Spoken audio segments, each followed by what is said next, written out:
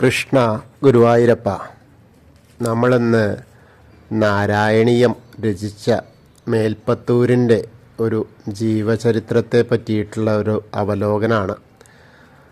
അതായത് 420ഓളം കൊല്ലം മുമ്പ് ജനിച്ചു 27ാമത്തെ വയസ്സിലാണ് നാരായണീയ സ്തോത്രം നിർമ്മിച്ച് വാതരോഗ വിമുക്തി നേടിയത്.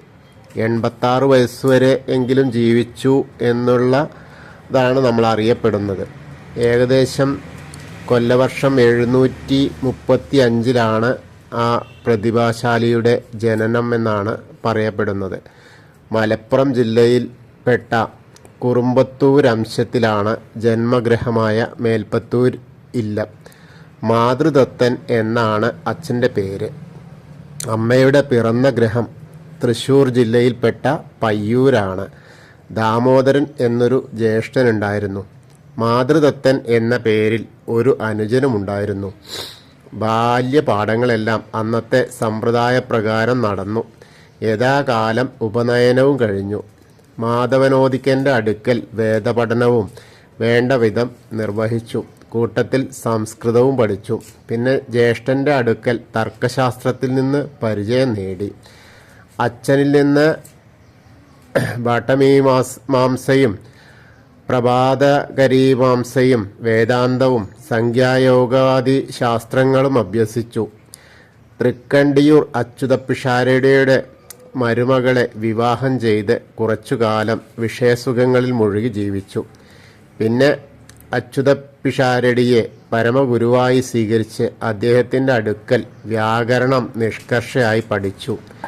ആദ്യം മുതൽക്കേ കവിതകൾ ധാരാളം എഴുതിയിരുന്നു. അച്യുതപിഷാരടിക്ക് വാതരോഗം ബാധിച്ചപ്പോൾ അത് ഒഴിഞ്ഞു വാങ്ങാൻ മറ്റ് ശിഷ്യന്മാരൊന്നും തയ്യാറാകാതിരുന്ന ആ ഒരു സാഹചര്യത്തിൽ സ്വന്തം ശിഷ്യനായ, അതായത് മേൽപ്പത്തൂര് നാരായണൻ അങ്ങനെ ഒഴിഞ്ഞു വാങ്ങി എന്നുള്ളതാണ്. അങ്ങനെ ആ വാതരോഗം ഒഴിഞ്ഞു വാങ്ങി വാതരോഗിയായി തീർന്നു. അങ്ങനെ ഗുരുവായൂരിൽ 100 ദിവസം ഭജിച്ച് നാരായണീയ സ്തോത്രമുണ്ടാക്കി സേവിച്ച് ആരോഗ്യം വീണ്ടെടുത്തു എന്ന് നമുക്കൊക്കെ അറിയാം. പൂന്താനത്തിൻ്റെ ജ്ഞാനപ്പാന പരിശോധിച്ചു കൊടുത്ത് ആ ഭക്തോത്തമൻ്റെ പ്രീതി സമ്പാദിച്ചു.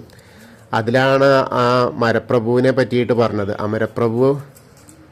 മരപ്രഭു എന്ന് അദ്ദേഹം പൂന്താനം എഴുതിയപ്പോൾ അമരപ്രഭു ആണല്ലോ എന്ന് പറഞ്ഞിട്ട് പറഞ്ഞതും, കൃഷ്ണൻ മരപ്രഭു മാത്രമല്ല മരപ്രഭു കൂടിയാണ് എന്ന് മേൽപ്പത്തൂരിനോട് പറഞ്ഞതും. പിന്നെ കുട്ടഞ്ചേരി ഇരവിച്ചാക്യാർക്ക് നിരുനാസിക മുതൽ രാജസൂയമടക്കം പല പ്രബന്ധങ്ങളും പലപ്പോഴുമായി നിർമ്മിച്ചു കൊടുത്തിട്ടുണ്ട്. അങ്ങനെ കൊച്ചി വീരകേരള വർമ്മ രാജാവിനെ ആശ്രയിച്ച് കുറച്ചു കാലം കൊച്ചിയിൽ താമസിച്ചു. അന്ന് ഗോശ്രീ നഗരവർണ്ണനയും മാടരാജ പ്രശസ്തിയും രചിച്ചു. ഒരിക്കൽ വൈക്കത്തഷ്ടമിക്ക് പോയി വടക്കുങ്കൽ ഗോദവർമ്മ രാജാവുമായി പരിചയപ്പെട്ടു.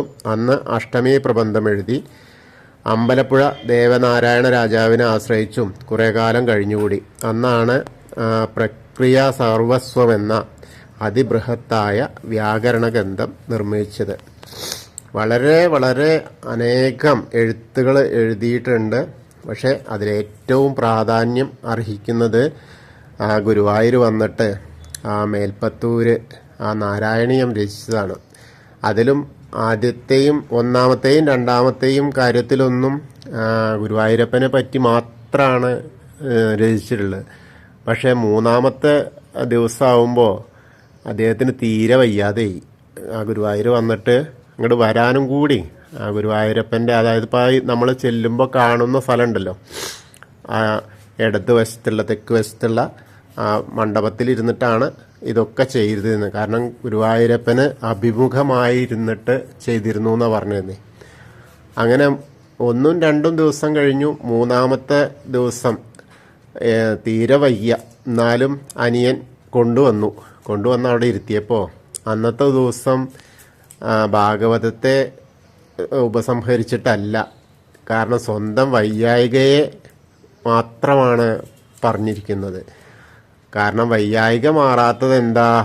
എല്ലാവരും നടക്കുന്നു, ഓടുന്നു, ഭക്തന്മാർ മുഴുവൻ ജപിക്കുന്നു, പക്ഷെ തനിക്കിതൊന്നിനും കഴിയുന്നില്ലല്ലോ കണ്ണാന്ന് പറഞ്ഞിട്ടാണ് ആ ഒരു 3-ാമത്തെ അധ്യായത്തിൽ മേൽപ്പത്തൂർ പാടിയിട്ടുള്ളത്. ശരിക്കും മേൽപ്പത്തൂർ എന്ന് പറഞ്ഞാൽ തിരുനാവായ റെയിൽവേ സ്റ്റേഷനിൽ നിന്നും വടക്കോട്ട് പുത്തനത്താണിക്കടുത്തുള്ള നിരത്തിന് 3 നാഴികയോളം പോയാൽ നിരത്തിൻ്റെ കിഴക്ക് വശത്ത് 4-5 ഏക്കർ വിസ്താരമുള്ള വലിയൊരു മരത്തോപ്പ്, അതിൽ പല വക പടുമരങ്ങൾ, ഈയം അങ്ങനെയൊക്കെയുള്ള അകില്, അതവിടെയാണ് ചന്ദനക്കാവ് ക്ഷേത്രം. ആ ചന്ദനക്കാവ് ക്ഷേത്രത്തിൽ നിന്ന് ഏകദേശം 1 നാഴികയോളം കിഴക്കോട്ട് ചെന്നാൽ ഉയർന്ന ഒരു പറമ്പ്, അതാണ് മേൽപ്പത്തൂരിൻ്റെ ഇല്ലപ്പറമ്പ്. പക്ഷെ അവിടെ ഇപ്പോൾ ഒന്നുമില്ല. അതിൽ മുസ്ലിംസിന് വിറ്റതിന് ശേഷം അവർ ഏകദേശം ഒരു 17 സെൻറ്റോളം സ്ഥലം ഗുരുവായൂർ ദേവസ്വത്തിന് കൊടുത്തു. ആ ഒരു കാഴ്ച മാത്രമേ ഉള്ളൂ. ആ ഒരു 17 സെൻറ്റ് സ്ഥലം മാത്രമാണ് ഇപ്പോൾ ഗുരുവായൂർ ദേവസ്വത്തിൻ്റെ അധീനതയിലുള്ളത്, മേൽപ്പത്തൂരിൻ്റെ എന്ന് പറയാനായിട്ട്. അന്നു മുതൽ വൃശ്ചികം 28-ന് നാരായണീയത്തെ പുരസ്കരിച്ച് നാരായണീയ സമ്പൂർണ്ണ പാരായണം നിർവഹിക്കാറുണ്ട് അവിടെ. മേൽപ്പത്തൂർ ഭട്ടതിരിയുടെ അച്ഛൻ സർവശാസ്ത്ര പണ്ഡിതനായ മാതൃത്വത്തിൻ ഭട്ടതിരിപ്പാടായിരുന്നു എന്ന് പറഞ്ഞല്ലോ. അദ്ദേഹം വിവാഹം ചെയ്തത് മീമാംസ പണ്ഡിതന്മാരുടെ കുലഭവനമായ പയ്യൂരില്ലത്തു നിന്നാണ്. മാനവവിക്രമ സാമൂതിരി രാജാവിൻ്റെ വിദ്വത്സ സദസ്സിലെ 18 കവികളിൽ 9 പേർ പയ്യൂർ ഭട്ടതിരിമാരായിരുന്നു. അവരുടെ മരുമകനായിട്ടായിരുന്നു നമ്മുടെ നാരായണീയ കർത്താവ് ജനിച്ചതേ. അദ്ദേഹത്തിന് ദാമോദരൻ എന്നൊരു ജ്യേഷ്ഠനും മാതൃത്വത്തിൽ നിന്നുള്ളൊരു അനുജനുണ്ടായിരുന്നു. ഈ ദാമോദരനും വളരെ പ്രധാനപ്പെട്ട ആൾ തന്നെയായിരുന്നു. അദ്ദേഹത്തിൽ നിന്നും കൂടുതൽ പഠിച്ചിട്ടുണ്ട്. അച്യുത പിഷാരടിയുടെ മരുമകളെ കല്യാണം കഴിച്ച് അന്ന് യുവാവാണ്. അപ്പോൾ അതിൻ്റെ ചാപലതകളൊക്കെ അദ്ദേഹം കാണിച്ചിരുന്നു. കാരണം കുളിക്കാലും ഇല്ല പല്ലേക്കലും ഇല്ല എന്ന് പറഞ്ഞ പോലെ എന്താ പറയുക, ആ ഒരു സൗന്ദര്യത്തിൽ ആറാടിയും കൊണ്ടിരിക്കുന്ന ആ ഒരു സമയമായിരുന്നു. അപ്പോൾ എന്താ വെച്ചാൽ അച്യുത പിഷാരടിക്ക് ധാരാളം ശിഷ്യന്മാരുണ്ട്. അവിടെ അങ്ങനെ പഠിപ്പിച്ചു കൊടുക്കുന്ന സമയത്ത് ഒരു ദിവസം ഇദ്ദേഹം ഉറക്കത്തുനിന്ന് എണീച്ചിട്ട് വരുമ്പോഴേക്ക് ഏകദേശം 9 മണി 10 മണിയൊക്കെ ആയി എന്ന് പറയാം. ആ സമയത്ത് വന്നിട്ട് ഇവർ പഠിക്കുന്നതിൻ്റെ നടുക്ക് കൂടെ ചാടിക്കടന്ന് പുറത്തേക്ക് പോയി. അപ്പോൾ പുറത്തേക്ക് പോകുമ്പോൾ അച്യുത പിഷാരടി പറയാ, നല്ലൊരു നമ്പൂരി കുട്ടിയാണ്, ഒരു ബ്രാഹ്മണനാണ്, അതില്ലാതേക്ക് ഇവിടെ വന്നിട്ട് ഇങ്ങനെ എന്തൊക്കെയോ തന്നിൽ അർപ്പിതമായ കർത്തവ്യത്തെ മറന്നുകൊണ്ടാണ് അദ്ദേഹത്തിൻ്റെ ആ പോക്കേ എന്ന് മനസ്സിലിങ്ങനെ പറഞ്ഞു. അത് കുറച്ച് ഉറക്കമായിപ്പോയി അച്യുത പിഷാരടി പറഞ്ഞത്. സ്വന്തം മരുമകളുടെ ഭർത്താവാണെങ്കിൽ കൂടി സമൂഹത്തിന് ഉതകുന്ന അല്ലെങ്കിൽ എന്തൊക്കെയോ കാര്യങ്ങൾ ചെയ്തു തീർക്കാനുണ്ട് എന്നുള്ള ആ ഒരു കാര്യം ഇദ്ദേഹം കാണാതെ, നമ്മൾ വില്യമംഗലത്തിൻ്റെ കാര്യം പറഞ്ഞ പോലെ ഇദ്ദേഹം കാണാതെ ഇരിക്കുകയായിരുന്നു. പക്ഷേ ഇത് മേൽപ്പത്തൂർ കേട്ടപ്പോൾ അങ്ങനെ പോയി കുളിച്ച് വളരെ വൃത്തിയായിട്ട് വന്നിട്ട് അച്യുത പിഷാരടിയെ തന്നെ ആ ഗുരുവായിട്ട് സങ്കല്പിച്ച് ഗുരുവിനോട് പറഞ്ഞു, ഞാൻ എൻ്റെ അവിവേകം പൊറുക്കുക, എനിക്ക് ഉപദേശിച്ച് തരിക എന്ന് പറഞ്ഞു. അങ്ങനെയാണ് അച്യുത പിഷാരടിയുടെ നല്ല ശിഷ്യനായതും അദ്ദേഹത്തിൻ്റെ ആ വാതരോഗത്തെ ഏറ്റെടുത്തതും. അങ്ങനെ ഏറ്റെടുത്ത് പിന്നെ നോക്കുമ്പോൾ വേറെ മാറണില്ല. അങ്ങനെയാണ് ഗുരുവായൂരിലേക്ക് വരുന്നത്. അപ്പോൾ അതിൻ്റെ മുൻപ് തന്നെ അന്നത്തെ ഒരവസ്ഥ എന്ന് പറഞ്ഞാൽ ഈ പൊന്നാനി ആ ഭാഗത്തൊക്കെ ഒരുപാട് കാര്യങ്ങൾ, ഒരുപാട് ഗുരുക്കന്മാരൊക്കെ താമസിച്ചിരുന്ന സമയമാണ്.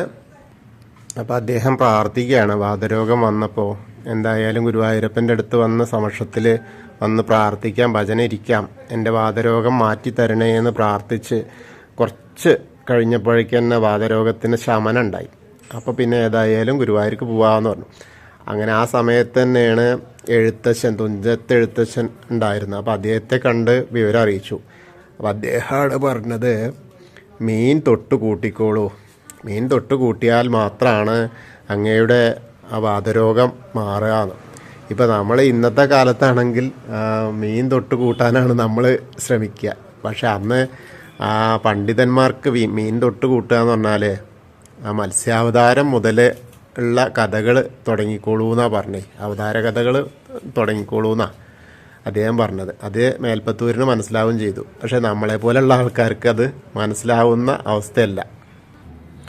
അങ്ങനെ നിത്യവും 10 ശ്ലോകം നിർമ്മിച്ച് ഗുരുവായൂരപ്പനെ സ്തുതിക്കാൻ 100 ദിവസം കൊണ്ട് ആ ഭാഗവത സാരസംഗ്രഹം മൊത്തം അവസാനിപ്പിക്കുക എന്നുള്ളൊരു ഉദ്ദേശത്തിലാണ് ഭജനം തുടങ്ങിയത്. കൊല്ലവർഷം 761 ആണ് ചിങ്ങമാസം 19 തിരുവോണ ദിവസമാണ് ഊണ് കഴിഞ്ഞിട്ട് മേൽപ്പത്തൂർ അവിടുന്ന് പോകുന്നത്. പിറ്റേ ദിവസമാണ് ഇവിടെ എത്തിയത്, ഗുരുവായൂർ എത്തിയത്. അന്നേ തുടങ്ങി ആ ഒരു ഭജനത്തിൻ്റെ കാര്യങ്ങളും മറ്റു കാര്യങ്ങളുമായിട്ട് രചിക്കാനും ആയിട്ട്. അങ്ങനെ ആ വാതരോഗമൊക്കെ മാറിയിട്ട് വീണ്ടും ഇടയ്ക്കൊക്കെ കൃഷ്ണഭക്തിയായിട്ടുള്ള ആ ഒരു ജീവിതമായി. അങ്ങനെ ഇടയ്ക്ക് ഗുരുവായൂർ വരുമ്പോൾ അങ്ങനെ ഒരു ദിവസമാണ് പൂന്താനത്തെ കണ്ടത്. പൂന്താനം പിന്നാലെ ചെന്നിട്ട് താനൊരു ഭാഷാകൃതി എഴുതിയിട്ടുണ്ട്, അതൊന്ന് പരിശോധിച്ച് തരുമോ എന്ന് ചോദിച്ചു. അപ്പോൾ പൂന്താനത്തിനോട് പറഞ്ഞു, അയ്യോ അത് വേറെ ആരെങ്കിലും ചെയ്യിപ്പിച്ചാൽ മതി, ഞാൻ ചെയ്യേണ്ട ആവശ്യമൊന്നുമില്ല എന്ന് പറഞ്ഞു. പക്ഷെ അന്ന് രാത്രി മേൽപ്പത്തൂരിന് വീണ്ടും വാദം വന്നു. വാദം വന്നപ്പോൾ വീണ്ടും കൃഷ്ണനെ വിളിച്ചു. അപ്പോൾ നല്ലൊരു മോഹാലസ്യം ഉണ്ടായിട്ട് അപ്പോൾ ഉണ്ണി എന്ന് പറഞ്ഞു, പൂന്താനത്തിൻ്റെ ആ കൃതി ഒന്ന് പരിശോധിച്ച് കൊടുത്തേക്കൂ. മേൽപ്പത്തൂരിൻ്റെ വിഭക്തിയേക്കാൾ പൂന്താനത്തിൻ്റെ ഭക്തിയാണ് എനിക്കിഷ്ടം എന്ന് പറഞ്ഞു. ആ പരമഭക്തനായ പൂന്താനത്തെ വേദനിപ്പിച്ചതിൽ മേൽപ്പത്തൂര് പശ്ചാത്തപിച്ചു. പിറ്റേന്ന് രാവിലെ തന്നെ പൂന്താനത്തെ തേടി എന്നു ജ്ഞാനപ്പാന വാങ്ങി വായിച്ചു നോക്കി. ആവോളം അനുമോദിക്കുകയും ചെയ്തു. മറ്റൊന്നുമല്ല, എത്ര ഭക്തനാണെങ്കിലും ആ ഒരു ഗർവ് വന്നാൽ അതിനെ ശമിപ്പിക്കാൻ ഗുരുവായൂരപ്പൻ കണ്ണൻ അതിൻ്റെ കൂട്ടു നിൽക്കില്ല. അതിന് വേണ്ടിയിട്ട് ആ ഗർവ് ശമിപ്പിക്കാൻ വേണ്ടി തന്നെ തീരുമാനമെടുക്കും എന്നാണ്. അങ്ങനെ മേൽപ്പത്തൂര് മുക്തി സ്ഥലമായിട്ട് സംസ്കൃതത്തിൽ പറയുന്ന മുക്കോലക്കാവിൽ ചെന്നിട്ട് ആണ് താമസാക്കിയത്. അവിടെ പണ്ഡിത കേന്ദ്രമായിരുന്നു. അവിടെ വെച്ചിട്ടാണ് ഇഹലോഹവാസം അവസാനിച്ചതെന്നാണ് പറയുന്നത്. അങ്ങനെ ഏറ്റവും വളരെ നല്ലൊരു എന്താ പറയുക, നമുക്ക് ഭക്തരിലേക്ക് വെച്ചിട്ട് ഭക്തോത്തമൻ തന്നെ പറയാം. കാരണം വാതരോഗത്തെ മാറ്റിക്കൊടുത്ത നമ്മുടെ മുന്നിലൊക്കെ ഉള്ള അറിവ്, അതിലേക്ക് ഇന്നത്തെ കാലത്ത് ഇതിലധികം കാര്യങ്ങൾ നടക്കുന്നുണ്ട്. കാരണം ഗുരുവായൂരപ്പനെ വന്ന് ഭജിച്ച് ധാരാളം ഭക്തജനങ്ങൾക്ക് അവരുടെ കാര്യലാഭം നടക്കുന്നുണ്ട്. വയ്യായികളിൽ നിന്നും മോചനം ലഭിക്കുന്നുണ്ട്. പല ഒരു കാര്യങ്ങളും നടക്കുന്നുണ്ട്. അപ്പോൾ എന്തായാലും നമ്മളിന്ന് നാരായണീയ ഗ്രന്ഥകർത്താവായ മേൽപ്പത്തൂർ നാരായണ ഭട്ടതിരിയെ പറ്റിയിട്ട് പറഞ്ഞു. എല്ലാവർക്കും ഇഷ്ടമായിച്ച വീഡിയോ ഷെയർ ചെയ്യൂ കേട്ടോ. സബ്സ്ക്രൈബ് ചെയ്യാത്ത ആളുകൾ സബ്സ്ക്രൈബ് ചെയ്യൂ.